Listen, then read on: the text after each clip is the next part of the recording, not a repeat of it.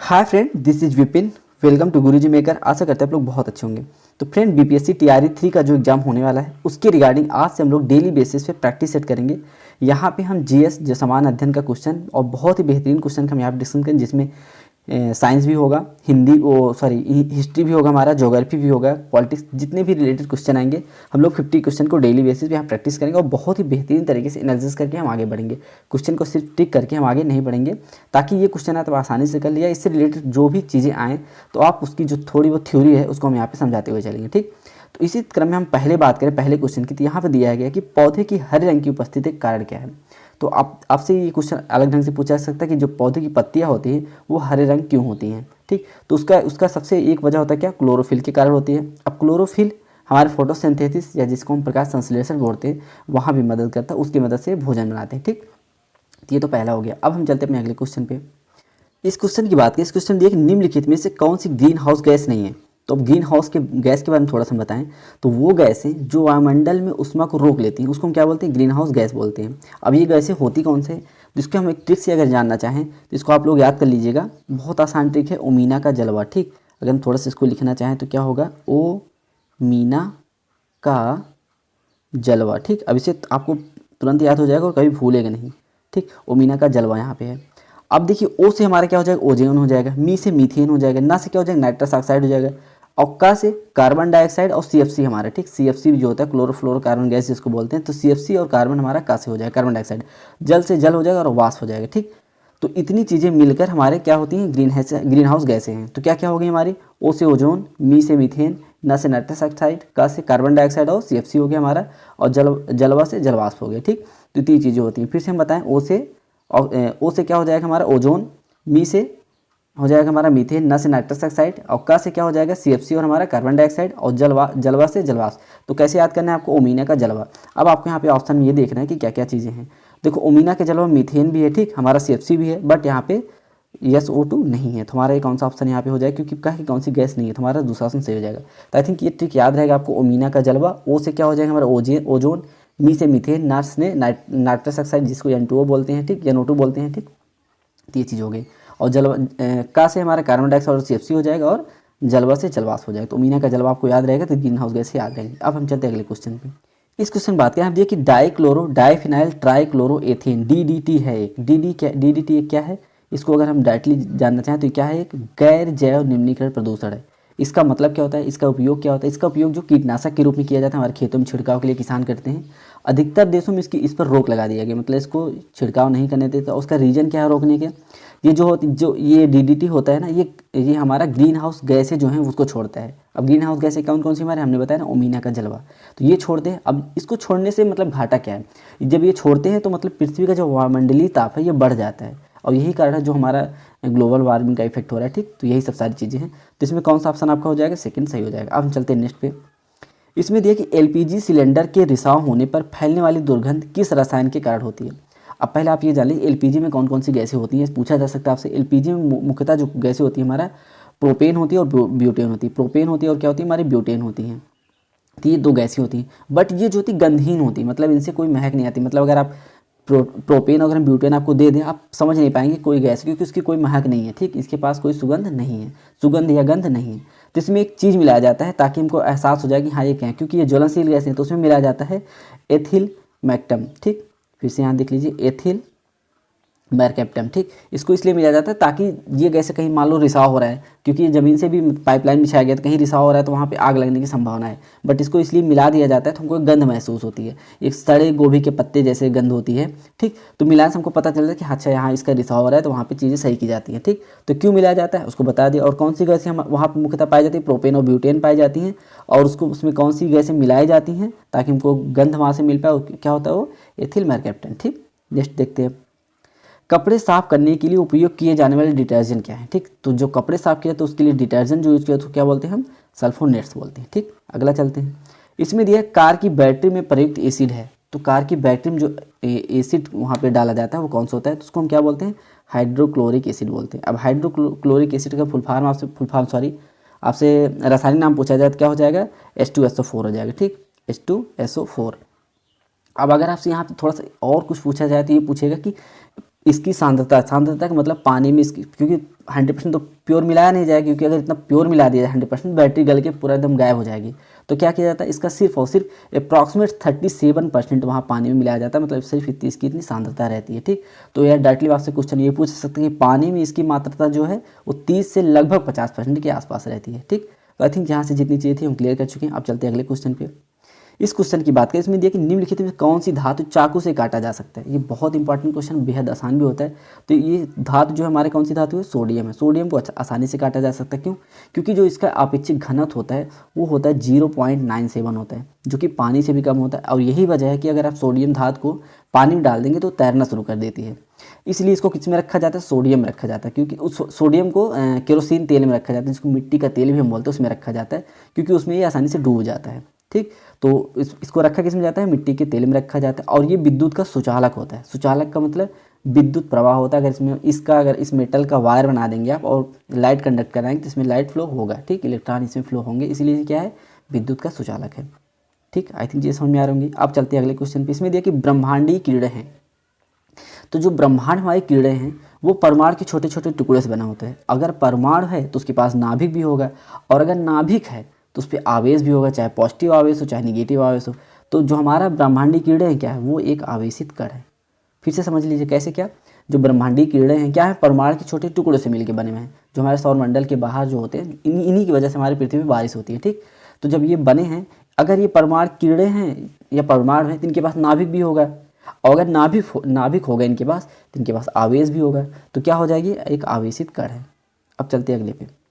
इसमें दिया कि चंद्रमा पर रहने वाले व्यक्ति को आकाश दिखाई देता है। ये बहुत आसान और इम्पॉर्टेंट क्वेश्चन है, बट इसके पीछे क्या चीज़ है उसको हमको जानना जरूरी है। जब भी हम मतलब कोई व्यक्ति चंद्रमा पर रहने वाला व्यक्ति होता है, आकाश को देखे तो उसको आकाश काला दिखाई देता है। उसके पीछे रीजन भी है। जो चंद्रमा पर कोई वातावरण है ही नहीं, आपको अच्छे से पता हो, क्योंकि वहाँ पे गैसेज नहीं है। जब गैसें हैं ही नहीं तो वहाँ पे पार्टिकल भी नहीं होंगे, तो जो भी सनलाइट का रिफ्लेक्शन होता है वो रिफ्लेक्शन हो ही नहीं पाता है। ठीक, क्यों? जब रिफ्लेक्शन नहीं हो पाएगा, मतलब प्रकाश की किरणें प्रकीर्णित नहीं हो पाएंगी, तो वहाँ का आसमान कैसे दिखाई देगा, काला ही दिखाई देगा।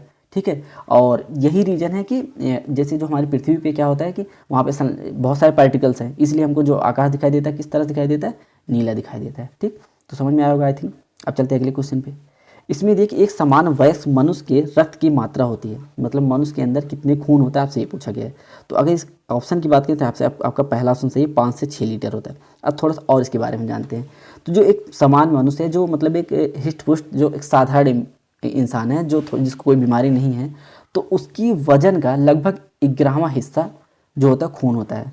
तो जैसे मान लो 100 किलो का व्यक्ति है तो ये मान चलिए लगभग 11 लीटर उसके अंदर खून होना चाहिए या होगा उसके अंदर। ठीक, तो क्या हो जाएगा, अगर आपसे क्वेश्चन पूछा जाए कितना लीटर होगा तो 5 से 6 लीटर होता है। और मनुष्य के भार से लगभग जो है ये 1/11वां भाग, मतलब 11वां हिस्सा होता है। ठीक, ये 1/11वां भाग होता है। इतना हो गया। और अब देखो यहाँ पे खून का काम क्या होता है, खून का काम क्या होता है, ऑक्सीजन और पोषक तत्वों को कोशिकाओं तक पहुँचाना होता है। और दूसरा काम क्या है, कार्बन डाइऑक्साइड और जो अन्य अवशिष्ट उत्पाद है उसको बाहर निकालना होता है। तो खून के यहाँ 3-4 चीज़ हम लोग पढ़ ली। पहला क्या, खून मनुष्य के अंदर कितने खून पाए जाते हैं, 5 से 6 लीटर पाया जाता है। दूसरा क्या हमने पढ़ा, कितना भाग लगभग होता है, शरीर के वजन का लगभग 11वां भाग होता है। तीसरा क्या है, इसका मेन काम क्या है, ऑक्सीजन और पोषक तत्व कोशिकाओं तक पहुँचाना होता है। और चौथा काम क्या, अवशिष्ट पदार्थ हैं या कार्बन डाइऑक्साइड उसको बाहर करना होता है। ठीक, अब हम चलते हैं नेक्स्ट पे।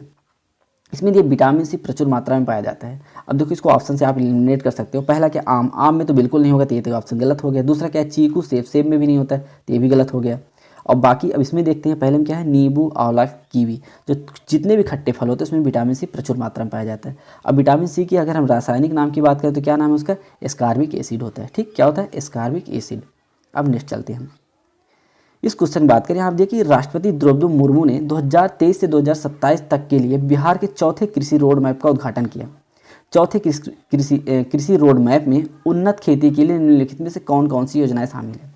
तो आपको यहाँ बताना कौन कौन सी योजनाएं शामिल हैं। तो उसके पहले हम आपको बता देते कि मुख्यतः कौन कौन सी योजनाओं के लिए रोड मैप तैयार किया गया। पहला उसमें क्या था कि राज्य में 100 सीड हब बनाना था। ठीक, 100 सीड हब, जहाँ पे मतलब बीजों का एक प्रयोगशाला एक तरह से बन जाए। ठीक, तो क्या है, 100 सीड हब बनाना है, 100। दूसरा क्या उन्होंने बताया था इस योजना में, 20 मिलेट हब होने चाहिए। मिलेट मतलब ज्वार बाजरा इन सब मिलेट हब होने चाहिए। उसके बाद तीसरा क्या था, जूट की खेती को बढ़ावा दिया जाएगा। चौथा, गुड़ उद्योग को बढ़ावा दिया जाएगा। और पांचवा क्या था और आखिरी, जो जिस खेत में पानी लगता है, जिसकी वजह से खेती पूरी चौपट हो जाती है, उसको पानी को बाहर कैसे निकालना है, ठीक, इतनी योजना वहाँ पे दी गई थी। अब इसमें देखते हैं पहला क्या है। पहला है जूट की खेती को बढ़ावा देना, बिल्कुल, क्योंकि जूट की खेती को बढ़ावा देना और हमारे गुड़ को भी खेती को बढ़ावा इस रोड मैप में तैयार किया गया था। दूसरा क्या है, राज्य में 100 सीड हब बनाना, ये भी सही हमारा। तीसरा क्या, 20 मिलेट हब बनाना, ये भी सही है। तो आपके यहाँ पे 3 ऑप्शन सही। अब हम देखते हैं ऑप्शन आपका कौन सा सही होगा। इसमें बात करें ए बी बी सी, मतलब यहाँ पे कई ऑप्शन सही होंगे, तो क्या हो जाएगा, उपयुक्त में से एक से अधिक हो जाएगा। तो आपका चौथा ऑप्शन सही हो गया, ठीक है। तो अगर हम इसे फिर से, अगर आपको जानना हो क्या क्या थे, थोड़ा सा वीडियो को स्लो कर लीजिएगा, उसको लिख लीजिएगा, बहुत इंपॉर्टेंट है, अच्छा क्वेश्चन एग्जाम में आ सकता है। इसमें देखिए, प्राचीन काल में कौन चीनी यात्री नालंदा विश्वविद्यालय में पढ़ने आए और पढ़ाने आए थे, मतलब पढ़ा भी था और पढ़ाया भी था। तो ये कौन था, हमारा वेनसोंग था। अब इसके बारे में थोड़ा सा अगर हम और जानना चाहें, तो वेनसोंग किसके शासनकाल में आया था, हर्षवर्धन के शासनकाल में आया था। और वेनसोंग ने ही जो हर्षवर्धन उनका एक नाम दिया था, आप लोग को नाम याद होना चाहिए, उसका नाम क्या था, शिलादित्य नाम रखा था। किसने रखा था, हर्षवर्धन ने। किसके शासनकाल में आया था, हर्षवर्धन के शासनकाल में आया था। कौन आया था, चीनी यात्री जिसका नाम था वेनसोंग, ठीक। अब चलते हैं नेक्स्ट क्वेश्चन पे। इसमें दिया कि हीमोफीलिया एक आनुवंशिक विकार है जिसका कारण, अब हीमोफीलिया जो है आपको बारे में इसके जानना होगा। हीमोफीलिया का मतलब पहले आप जान लीजिए। हीमोफीलिया क्या मतलब, रक्त थक्का बनने में असमर्थता होती है, मतलब रक्त का थक्का नहीं बन पाता है। अब इसके लिए कौन सा विटामिन यूज करता होता है, आप इसको ऐसे जान लीजिए, विटामिन के का यूज होता है जब रक्त का थक्का जहाँ बनता है, ठीक। तो ये रक्त का थक्का नहीं बन पाता है। तो अब दिक्कत क्या आएगी, रक्त का थक्का नहीं बन पाएगा तो मान लो आपको चोट लग गई, तो आपको ब्लड जो है बहुत देर तक फ्लो होता रहेगा, तो ब्लड की कमी हो सकती है, जिससे ब्रेन हेमरेज की दिक्कत भी हो सकती है, या जो आपके मस्तिष्क में जो है रक्त संचार सही से नहीं पहुंचने की वजह से वहाँ की नसें फट सकती हैं, ठीक। तो ये बहुत ज़रूरी होता है रक्त का थक्का बनना। तो जो हीमोफीलिया एक आनुवंशिक विकार है, मतलब जेनेटिक्स है। अगर आपके मम्मी पापा को है तो संभावना ये है कि आपको भी ये चीज़ें हो सकती है। तो इसका ये किस कारण से होता है, मतलब इसमें क्या चीज़ होती है, रक्त का थक्का नहीं जम पाता है इसमें, ठीक। और उसके लिए क्या क्या दिक्कतें होती है आपको बता चुके हैं। अगले क्वेश्चन चलते हैं। अब इसमें दिया है कि कूट की सहायता से सही उत्तर का चयन कीजिए, ठीक है। तो अब पहला क्या है, इसमें दिया है कि जैविक खाद उर्वरक की अपेक्षा अधिक अच्छी मानी जाती है। बिल्कुल सही है, जैविक खाद जो मतलब किसान बनाते हैं गाय के गोबर वगैरह से, गाय या भैंस के, वो अधिक मानी जाती है। क्यों, इसमें आपसे बताया गया। पहला क्या दिया है, जैविक खाद से मिट्टी का गठन सुधार सही होता है, बिल्कुल सही है। जो जैविक खाद है उससे मिट्टी का जो गठन सुधार है वो सही हो जाता है। दूसरा क्या है, जैविक खाद में मित्र जीवाणुओं की संख्या में वृद्धि होती है, ये भी सही है।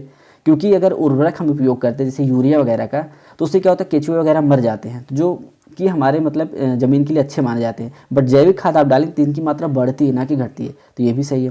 तीसरा क्या है, जैविक खाद से मिट्टी सख्त हो जाती है, बिल्कुल नहीं, मिट्टी नरम हो जाती है बल्कि। और चौथा की अगर हम बात करें, इसमें दिया है कि जैविक खाद से मिट्टी की जल धारण क्षमता का ह्रास होता है। ऐसा नहीं, मिट्टी बहुत मुलायम हो जाती है, जिससे जल धारण क्षमता जो है वो ज़्यादा हो जाती है, ठीक। तो ये भी हमारा ऑप्शन गलत हो जाता है। यहाँ पे पहला और दूसरा ऑप्शन सही है, तो इस हिसाब से हमारा ऑप्शन कौन सा सही है, पहला कथन, केवल ए और बी हमारा जो है वो सही है। अब चलते हैं अगले क्वेश्चन पे। इसमें दिया कि निम्नलिखित में से किस में प्रति ग्राम सबसे अधिक कैलोरी ऊर्जा होती है। तो प्रोटीन की अगर बात करें तो 1 ग्राम में लगभग 4 कैलोरी ऊर्जा पाई जाती है, ठीक। प्रोटीन में 4 कैलोरी पाई जाती है। चीनी में भी लगभग उतनी पाई जाती है, मिठाई जिसको बोलते हैं मीठा में। और अगर हम बात करें कार्बोहाइड्रेट, चीनी या मीठा कार्बोहाइड्रेट ही हो गया, तो इसमें भी लगभग 1 ग्राम अगर कोई चीज़ आप खा रहे हैं उसमें 4 कैलोरी आपको ऊर्जा मिलेगी। बट आप वसा जिसको हम फैट बोलते हैं उसको ले रहे हैं तो 1 ग्राम में लगभग मान चलिए आपको 9 कैलोरी, मतलब 9 कैलोरी ऊर्जा मिलती है। तो सबसे ज़्यादा ऊर्जा किस में मिलेगी आपको, यहाँ पे आपसे पूछा गया था वसा में, ठीक। आपको ऑप्शन भी सही हो जाएगा। अगला देखिए, इसमें दिया कि एक करंट अफेयर का क्वेश्चन मान लीजिए, भारतीय अर्थव्यवस्था एक समीक्षा, ठीक, के अनुसार भारत में 2030 तक कितने ट्रिलियन डॉलर अर्थव्यवस्था बनने की संभावना है, ठीक। अब ये एक तरह से संगठन है, जो संगठन ये निर्धारित करता है कि भारतीय अर्थव्यवस्था की समीक्षा की जाती है अगले 10 सालों के लिए। उसमें क्या रखा गया है, लगभग 7 ट्रिलियन डॉलर भारतीय इकोनॉमी को आंका गया कि हाँ इतनी हो सकती है, ठीक। ये फैक्चुअल था और करंट अफेयर क्वेश्चन था। हम सीधा आगे बढ़ते हैं। इसमें दिया कि सुनामी का एक प्रमुख कारण क्या है। तो जो आप सुने होंगे सुनामी समुद्र वगैरह में आती है, तो ये क्यों आती है यही आपसे पूछा गया है। तो पहला क्या, समुद्र में भूकंप आना, यही आपका सही हो जाएगा। जब समुद्र में भूकंप आता है तो सुनामी आ जाती है, ठीक। अब देखिए ऑप्शन और देख लेते हैं कि गलत हुआ क्यों। दिया कि स्थलीय क्षेत्र में भूकंप आना, स्थलीय क्षेत्र में अगर भूकंप आएगा तो सुनामी से क्या लेना देना, ठीक। ये भी गलत हो गया। तीसरा क्या, पृथ्वी पर भूकंप आने, पृथ्वी भूकंप आने से कोई मतलब नहीं, ठीक। बट समुद्र में जब भूकंप आता है तो क्या होता है, हमारा सुनामी आता है, ठीक है। अब चलते हैं अगले क्वेश्चन पे। हम इस क्वेश्चन की अगर हम बात करें, इसमें दिया है कि ये कथन निष्कर्ष का एक सेक्शन है। इसमें दिया कि नीचे दिए गए विकल्पों में सही एक उत्तर जो है उसको आप बताइए। पहला क्या है, गतिशील वायु पवन कहलाती है, बिल्कुल सही। जब वायु जो गतिशील रहती है उसको हम पवन कहते हैं। दूसरा क्या है, पवन का वेग बढ़ने से वायु का दाब बढ़ता है। ऐसा नहीं, पवन का वेग जब बढ़ता है तो वायु का दाब जो है वो घटता है। तो यहाँ पे आपका पहला तो सही है बट दूसरा गलत है। तो अब इस हिसाब से कौन सा ऑप्शन आपका सही हो जाएगा, हम देखते हैं। इसमें पहला सही और दूसरा गलत है, तो हमारा तीसरा ऑप्शन सही हो जाएगा। अब चलते हैं नेक्स्ट पे। इसमें दिया कि किस राज्य या केंद्र शासित प्रदेश की प्रसिद्ध पश्मीना को जीआई टैग साथ भौगोलिक मान्यता दी गई। अब देखो पश्मीना की बात करें तो पश्मीना जानते हो, पश्मीना शॉल आपके एनसीईआरटी में है, क्लास 4th या 5th में है। पश्मीना शाल बनाई जाती है वहाँ पे। ये बकरियों की प्रजाति होती है जिसके जो वहाँ पे बाल होते हैं वो मनुष्य के बाल से लगभग 6 गुने पतले होते हैं, मतलब बहुत ज़्यादा पतले होते हैं। और इसकी शाल बनाने में कम से कम 250 घंटे लगते हैं एक साल को। और ये एक पतली सी शॉल जो है आपके 6 स्वेटर मोटे स्वेटरों के बराबर होती है, मतलब बहुत ही गर्म होता है ये। इसको जीआई टैग कहाँ मिला है आपसे ये पूछा गया। हालांकि आप जो ऑप्शन में पढ़े तो उसमें लद्दाख दिया गया था, बट यहाँ पे अब उसको स्थान भी दे दिया गया। तो उस स्थान का नाम क्या है, जम्मू एंड कश्मीर है। ठीक, इसको आप ऐसे याद कर लीजिए कि एक तरह से हमारा करंट अफेयर का क्वेश्चन है। इस क्वेश्चन की अगर हम बात करें, इसमें दिया कि 1942 के भारत छोड़ो आंदोलन में निम्नलिखित में से कौन सा सत्य नहीं है। तो पहला क्या है, यह एक अहिंसक आंदोलन था। ठीक, अहिंसक नहीं था, इसमें बहुत सारी हिंसा हो गई थी। ठीक, तो ये तो होगा नहीं, तो हमारा पहला ऑप्शन ही सही होगा क्योंकि आपसे पूछा नहीं। बाकी आगे देख लेते हैं। इसका नहीं तो महात्मा गांधी जी ने किया था, बिल्कुल सही है।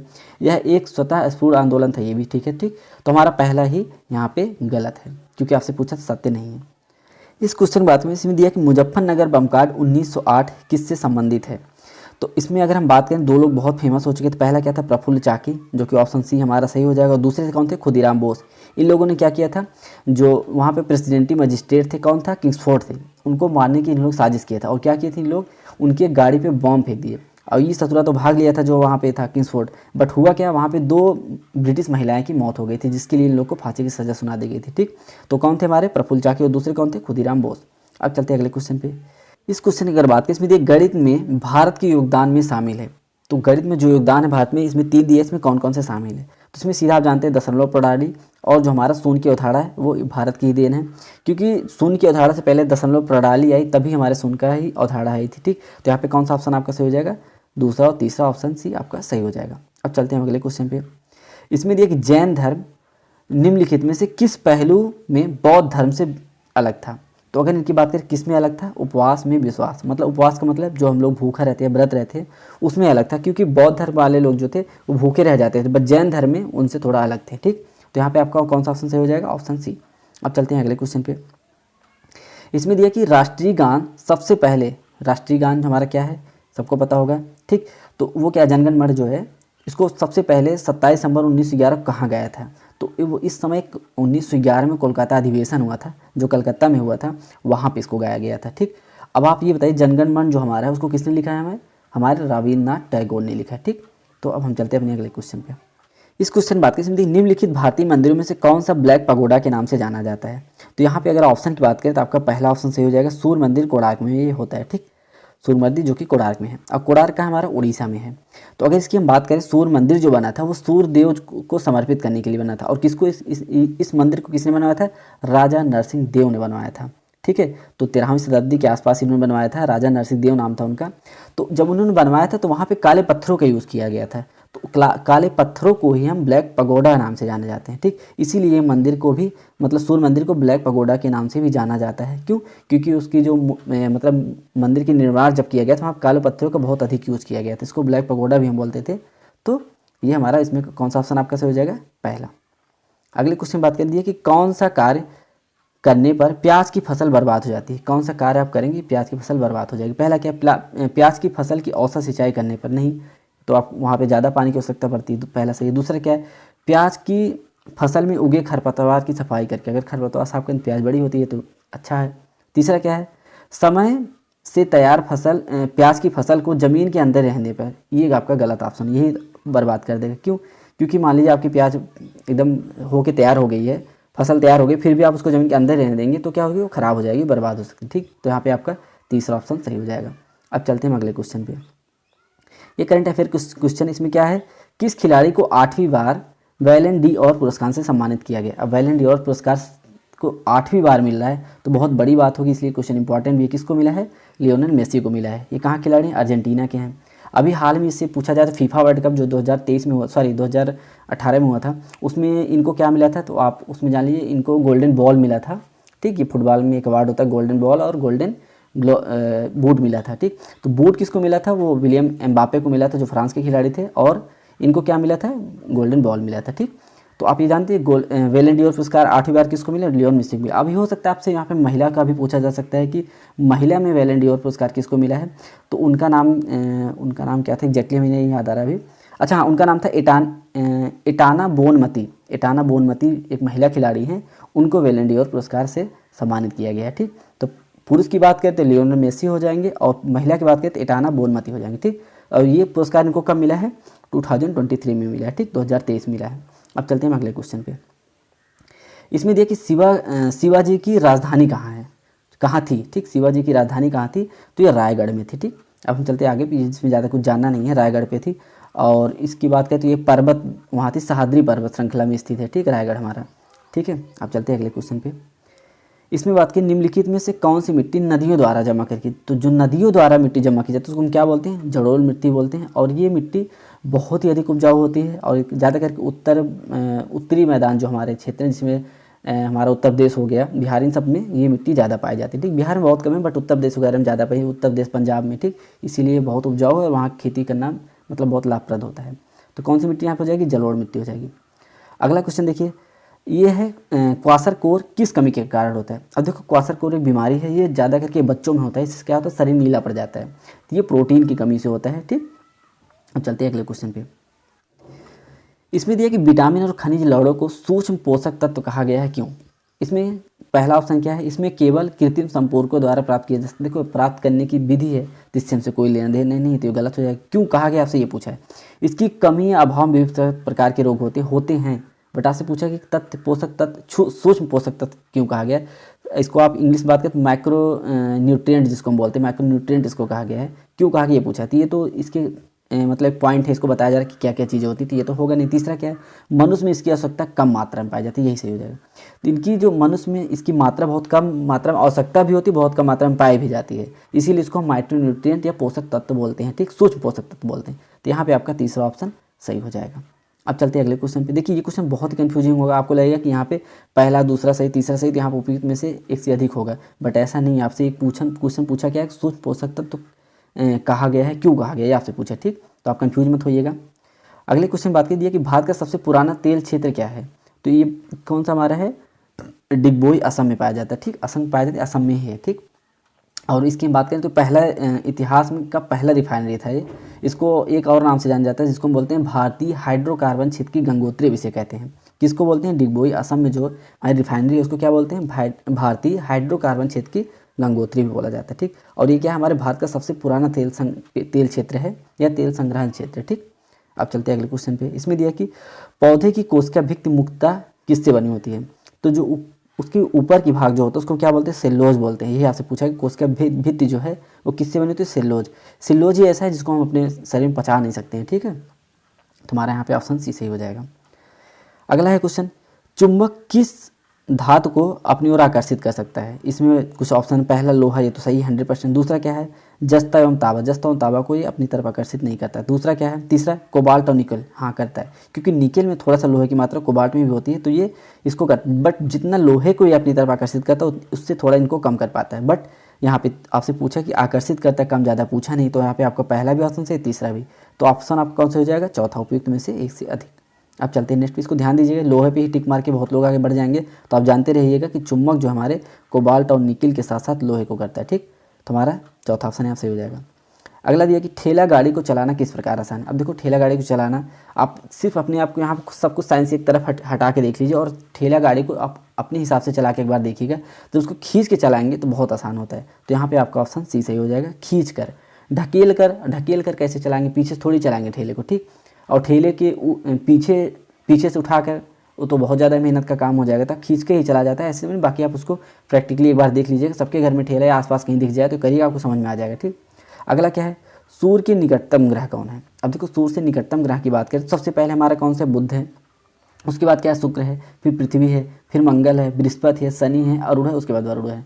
तो सबसे नज़दीक कौन होंगे, पहला तो बुध होगा, दूसरा शुक्र होगा, तो ऑप्शन यहाँ पे कौन सही हो जाएगा, हमारा ऑप्शन सी सही हो जाएगा। फिर से देख लीजिए उसका क्रम क्या है, सूर्य के सबसे आसपास कौन से ग्रह हैं, पहले बुध है, उसके बाद शुक्र है, फिर पृथ्वी है, फिर मंगल है, फिर बृहस्पति है, शनि है, अरुण है, ठीक, तो इस क्रम में है। अब तो हमारे यहाँ पे ऑप्शन सी सही हो जाएगा। अगले क्वेश्चन बात करें, इसमें दिया कि पृथ्वी की सतह से ऊपर की ओर वायुमंडल में विभिन्न परतों का सही क्रम क्या है। तो अभी आप देखिए पहला क्या इसमें दिया कि क्षोभमंडल, बिल्कुल सही है, दूसरा समताप मंडल, तीसरा आयन मंडल, फिर चौथा क्या है यहाँ पे मध्यमंडल है। तो ये तो गलत हो, क्योंकि मध्यमंडल पहले आता है, ये गलत हो गया। दूसरा क्या है समताप मंडल, फिर क्षोभमंडल, ये भी गलत हो गया। तीसरा क्या है क्षोभमंडल, बिल्कुल, समताप मंडल, ठीक है, फिर मध्यमंडल, फिर आयन मंडल, ये हमारा ऑप्शन सही हो जाएगा।